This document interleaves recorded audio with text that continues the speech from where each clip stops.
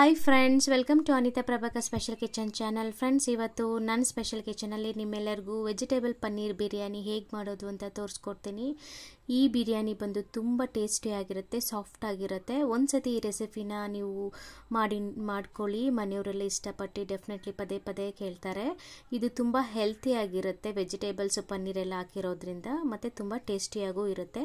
ಬನ್ನಿ ಫಟಾಫಟ್ ಅಂತ ಈ ರೆಸಿಪಿ ಹೇಗೆ ಮಾಡೋದು ಅಂತ ನೋಡ್ಕೊಂಬರೋಣ. ನೋಡಿ, ಪನ್ನೀರ್ ವೆಜಿಟೇಬಲ್ ಬಿರಿಯಾನಿ ಮಾಡೋದಕ್ಕೆ ನಾನಿಲ್ಲಿ ಕುಕ್ಕರ್ನ ಬಿಸಿಯಾಗೋಕ್ಕೆ ಇಟ್ಟಿದ್ದೀನಿ. ನಾನಿಲ್ಲಿ ಈ ಬಿರಿಯಾನಿನ ನಾನು ಕುಕ್ಕರಲ್ಲಿ ಮಾಡ್ತಾಯಿದ್ದೀನಿ.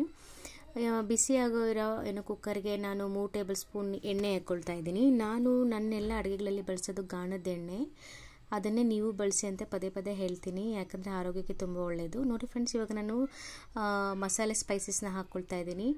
3 ಪಲಾವ್ ಎಲೆ ಹಾಕ್ಕೊಳ್ತಾ ಇದ್ದೀನಿ, ಮತ್ತು ಸ್ವಲ್ಪ ಕಾಳು ಮೆಣಸನ್ನ ಹಾಕ್ಕೊಳ್ತಾ ಇದ್ದೀನಿ. ಒಂದು 5ರಿಂದ 6 ನಾನು ಏಲಕ್ಕಿನ ಹಾಕ್ಕೊಳ್ತಾ ಇದ್ದೀನಿ, ಮತ್ತು ಸ್ವಲ್ಪ ಲವಂಗ ಹಾಕ್ಕೊಳ್ತಾ ಇದ್ದೀನಿ, ಮತ್ತು 3 ಚಕ್ಕೆನ ಹಾಕ್ಕೊಳ್ತಾ ಇದ್ದೀನಿ. ಇದೆಲ್ಲ ಇಷ್ಟೂ ಎಣ್ಣೆಯಲ್ಲಿ ಸ್ವಲ್ಪ ಒಂದು 3 ಸೆಕೆಂಡು ಫ್ರೈ ಆಗಬೇಕಾಗುತ್ತೆ. ಆ ಮಸಾಲೆ ಫ್ಲೇವರ್ಸ್ ಎಲ್ಲ ಬಿಡಬೇಕು. ನೋಡಿ, ಸ್ಟಾರ್ ಫ್ಲವರ್ನ ನಾನು ಪಲಾವ್ ಸ್ಟಾರ್ ಅಂತಾರೆ, ಸೊ ಅದನ್ನು ನಾನು 3ನ ಹಾಕ್ಕೊಳ್ತಾ ಇದ್ದೀನಿ.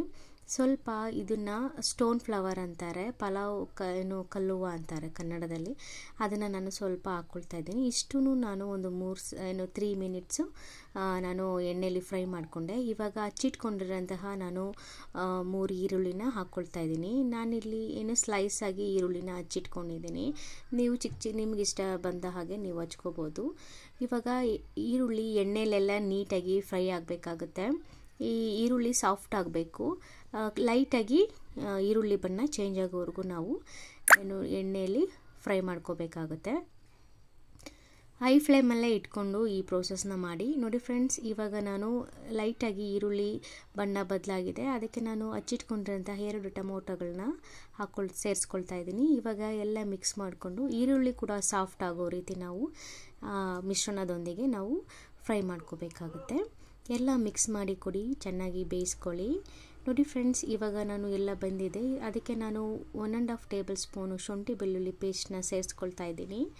ಇವಾಗೆಲ್ಲ ಮಿಕ್ಸ್ ಮಾಡಿ ನೀಟಾಗಿ ಶುಂಠಿ ಬೆಳ್ಳುಳ್ಳಿ ಹಸಿ ಸ್ಮೆಲ್ ಹೋಗೋವರೆಗೂ ನಾವು ಫ್ರೈ ಮಾಡ್ಕೋಬೇಕಾಗುತ್ತೆ. ಅದ್ರ ಜೊತೆಗೆ ನಾನು ಅರ್ಧ ಟೇಬಲ್ ಸ್ಪೂನ್ ಅರಿಶಿನ ಪುಡಿ, 1.5 ಟೇಬಲ್ ಸ್ಪೂನ್ ಧನಿಯಾ ಪುಡಿ ಸೇರಿಸ್ಕೊಳ್ತಾ ಇದ್ದೀನಿ. ಅದಕ್ಕೆ 1.25 ಟೇಬಲ್ ಸ್ಪೂನು ಖಾರದ ಪುಡಿ ಸಹ ನಾನು ಹಾಕ್ಕೊಳ್ತಾ ಇದ್ದೀನಿ. ಖಾರಕ್ಕೆ ತಕ್ಕಷ್ಟು ನೀವು ನಿಮ್ಮ ಖಾರ ಎಷ್ಟು ಬೇಕೋ ಅಷ್ಟನ್ನು ಸೇರಿಸ್ಕೋಬೋದು. ಇವಾಗೆಲ್ಲ ಮಿಕ್ಸ್ ಮಾಡಿಕೊಂಡು ನೀಟಾಗೆಲ್ಲ ಕಲಸಿ ಕೊಡೋಣ. ಉಪ್ಪು ಖಾರ ಎಲ್ಲ ಶುಂಠಿ ಬೆಳ್ಳುಳ್ಳಿ ಪೇಸ್ಟು ಮತ್ತು ಈರುಳ್ಳಿ ಟೊಮೊಟೊ ಎಲ್ಲ ಚೆನ್ನಾಗಿ ಹಿಡ್ಕೊಳ್ಳಿ. ನೀಟಾಗೆಲ್ಲ ತಳ ಅಂಟದಿರೋ ಹಾಗೆ ನಾವು ನೋಡಿಕೊಂಡು ಫ್ರೈ ಮಾಡ್ಕೋಬೇಕಾಗುತ್ತೆ.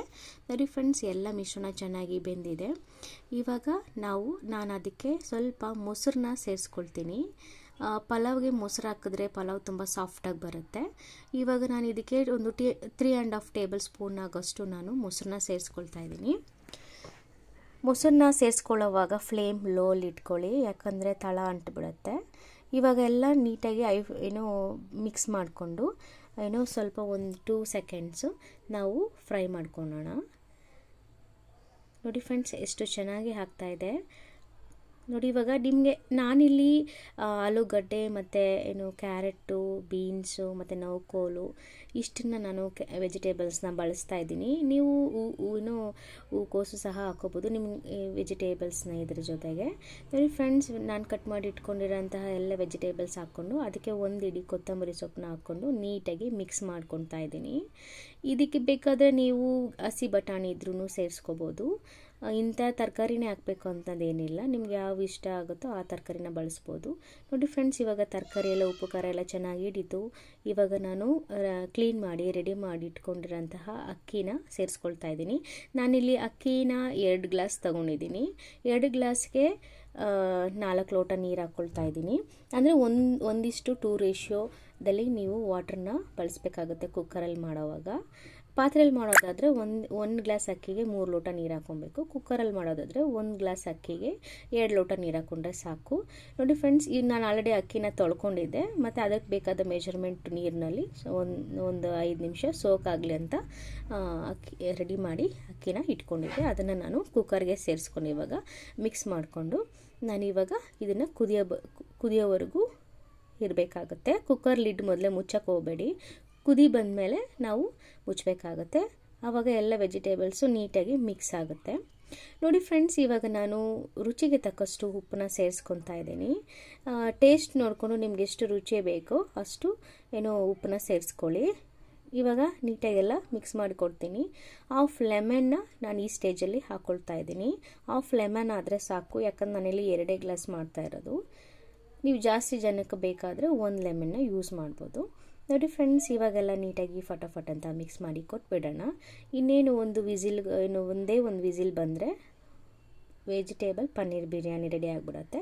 ನೋಡಿ ಫ್ರೆಂಡ್ಸ್, ಇವಾಗ ನಾನು ಅದು ಒಳ್ಳೆ ಬಿರಿಯಾನಿ ಚೆನ್ನಾಗಿ ಫ್ಲೇವರ್ ಬರಬೇಕಂತ ನಾನು ಕಸ್ತೂರಿ ಮೇಥಿನ ಸೇರಿಸ್ಕೊಳ್ತಾ ಇದ್ದೀನಿ. ಇದೊಂದು 1/2 ಟೇಬಲ್ ಸ್ಪೂನ್ ಹಾಕ್ಕೊಂಡ್ರೆ ಸಾಕು. ಇವಾಗೆಲ್ಲ ನೀಟಾಗಿ ಮಿಕ್ಸ್ ಮಾಡಿ ಕೊಡೋಣ. ಈ ಸ್ಟೇಜಲ್ಲಿ ನಾನು ತುಪ್ಪ ಕೂಡ ಸೇರಿಸ್ಕೊಳ್ತೀನಿ, ಯಾಕಂದರೆ ಅದು ಫ್ರೆಶ್ ಆಗಿ ಫ್ಲೇವರ್ ಚೆನ್ನಾಗಿ ಬರುತ್ತೆ. ಅದಕ್ಕೋಸ್ಕರ ನಾನಿಲ್ಲಿ ಬಳಸ್ತಾ ಇರೋಂಥ ತುಪ್ಪ ನಾನು ಮನೆಯಲ್ಲೇ ಮಾಡ್ಕೊಂಡಿರೋಂಥದ್ದು. ನಾನು ಆದಷ್ಟು ಮನೆಯಲ್ಲೇ ಮಾಡ್ಕೊಳ್ಳಿ ಅಂತ ನಿಮಗೆಲ್ಲ ಹೇಳ್ತಾ ಇರ್ತೀನಿ. ಅದೇ ಆರೋಗ್ಯಕ್ಕೆ ತುಂಬ ಒಳ್ಳೆಯದು. ಇದು ಮನೇಲಿ ಮಾಡಿರೋಂತಹ ತುಪ್ಪ. ನಾನಿಲ್ಲಿ 3 ಟೇಬಲ್ ಸ್ಪೂನ್ ತುಪ್ಪನ ಹಾಕ್ಕೊಳ್ತಾ ಇದ್ದೀನಿ. ನೀಟಾಗಿ ಇವಾಗ ಎಲ್ಲ ಮಿಕ್ಸ್ ಮಾಡಿ ಕೊಡೋಣ. ಕುದಿಯೋಕ್ಕೆ ಸ್ಟಾರ್ಟ್ ಆಗ್ತಾಯಿದೆ ನೋಡಿ. ಕುದಿಯೋಕ್ಕೆ ಸ್ಟಾರ್ಟ್ ಆದಮೇಲೆ ನಾನು ಕುಕ್ಕರ್ ಮುಚ್ಚಳನ ಮುಚ್ಚಿ 1 ವಿಸಿಲ್ನ ನಾನು ತಗೊಳ್ತೀನಿ. ನೋಡಿ ಫ್ರೆಂಡ್ಸ್, ಫುಲ್ ಕಲರ್ಫುಲ್ ಆಗಿದೆ. ವೆಜಿಟೇಬಲ್ ಪನ್ನೀರ್ ಬಿರಿಯಾನಿ ಸೂಪರ್ ಆಗಿರುತ್ತೆ. ನನ್ನ ರೆಸಿಪಿನ ಒಂದ್ಸತಿ ಟ್ರೈ ಮಾಡಿ. ಒಂದ್ಸತಿ ಟ್ರೈ ಮಾಡಿದ್ರೆ ಸಾಕು, ನೀವು ಇದನ್ನೇ ಪದೇ ಟ್ರೈ ಮಾಡ್ತಾ ಇರ್ತೀರ. ಟ್ರಸ್ಟ್ ಮೀ, ನಾನು ಮನೆಯಲ್ಲಿ ಮಕ್ಕಳಿಗೆಲ್ಲ ಯಾವ ರೀತಿ ಅಡುಗೆ ಮಾಡ್ತೀನೋ ಅದನ್ನೇ ನಾನು ಡೈರೆಕ್ಟಾಗಿ ನಿಮಗೆ ತೋರಿಸ್ತಾ ಇದ್ದೀನಿ. ನೋಡಿ ಫ್ರೆಂಡ್ಸ್, ಇವಾಗ ಕುದಿ ಬರ್ತಾ ಇದೆಯಲ್ಲ, ಯಾಕಪ್ಪ ಇನ್ನೂ ಪನ್ನೀರ್ ಹಾಕಿಲ್ಲ ಅಂತ ನೀವು ಎಕ್ಸ್ಪೆಕ್ಟ್ ಮಾಡ್ತಾ ಇದ್ದೀರಾ. ಈ ಕುದಿಯೋಕ್ಕೆ ಸ್ಟಾರ್ಟ್ ಆದಾಗ ನಾನು ಪನ್ನೀರನ್ನ ಹಾಕ್ಕೊಳ್ತೀನಿ, ಯಾಕಂದರೆ ಪನ್ನೀರು ಬೇಗ ಬೆಂದೋಗುತ್ತೆ ಮತ್ತು ಆ ಸೈಜೆಲ್ಲ ಇರುತ್ತೆ, ಸಾಫ್ಟಾಗಿರುತ್ತೆ. ಉಪ್ಪು ಖಾರ ಎಲ್ಲ ಪರ್ಫೆಕ್ಟಾಗಿ ಇಟ್ಕೊಳ್ಳುತ್ತೆ ಈ ಸ್ಟೇಜಲ್ಲಿ ಹಾಕಿದ್ರೆ. ಇವಾಗ ಪನ್ನೀರೆಲ್ಲ ನಾನು ಹಾಕ್ಕೊಂಡಿದ್ದೀನಿ. ನಾನು ಸ್ವಲ್ಪ ದಪ್ಪ ಸೈಜಲ್ಲಿ ಈ ಥರ ಕಾಣಿಸಲಿ, ಮಕ್ಕಳಿಗೆಲ್ಲ ತುಂಬ ಈಸಿಯಾಗಿ ಸಿಗಲಿ ಅಂತ ನಾನು ಈ ಥರ ಸೈಜಲ್ಲಿ ಪರ್ಫೆಕ್ಟಾಗಿ ಇರುತ್ತೆ. ಈ ಸೈಜಲ್ಲಿ ಕಟ್ ಮಾಡ್ಕೊಂಡು ಹಾಕ್ಕೊಂಡ್ರೆ ಚಿಕ್ಕದಾಗಂದರೆ ಅಷ್ಟು ಸಿಗೋದಿಲ್ಲ. ಅದೆಲ್ಲ ಬೇಯುವಾಗೆಲ್ಲ ಒಡೆದೋಗೋ ಚಾನ್ಸಸ್ ಇರುತ್ತೆ. ಅದಕ್ಕೋಸ್ಕರ ನಾನು ಸ್ವಲ್ಪ ದಪ್ಪ ಸೈಜಲ್ಲಿ ಕಟ್ ಮಾಡ್ಕೊತಾ ಇದ್ದೀನಿ. ನೋಡಿ ಫ್ರೆಂಡ್, ತೋರಿಸ್ತೀನಿ ನಾನು. ನೋಡಿ ಎಷ್ಟು ಕಲರ್ಫುಲ್ಲಾಗಿದೆ ಮತ್ತು ವೆಜಿಟೇಬಲ್ಸ್ ಎಲ್ಲ ಎಷ್ಟು ಚೆನ್ನಾಗಿ ಕಾಣಿಸ್ತಾ ಇದೆ, ಪನ್ನೀರೆಲ್ಲ ಎಷ್ಟು ಪರ್ಫೆಕ್ಟಾಗಿ ಕಾಣಿಸ್ತಾ ಇದೆ, ತುಂಬ ಬ್ಯೂಟಿಫುಲ್ಲಾಗಿ ಕಾಣಿಸ್ತಾ ಇದೆ. ಟೇಸ್ಟು ಅದೇ ರೀತಿ ಯಮ್ಮಿಯಾಗಿ ಬರುತ್ತೆ, ಪರ್ಫೆಕ್ಟಾಗಿ ಸಾಫ್ಟಾಗಿ ಟೇಸ್ಟಿಯಾಗಿ ಬರುತ್ತೆ. ನೋಡಿ ಇವಾಗ ನಾನು 1 ವಿಸಿಲ್ನ ತಗೊಂಡೆ. ನೋಡಿ ಫ್ರೆಂಡ್ಸ್, ಕುಕ್ಕರ್ ಮುಚ್ಚಿದ ತಕ್ಷಣ 1 ವಿಸಿಲ್ ಸಾಕು. ನೋಡಿ ಓಪನ್ ಮಾಡಿ ತೋರಿಸ್ತಾ ಇದ್ದೀನಿ.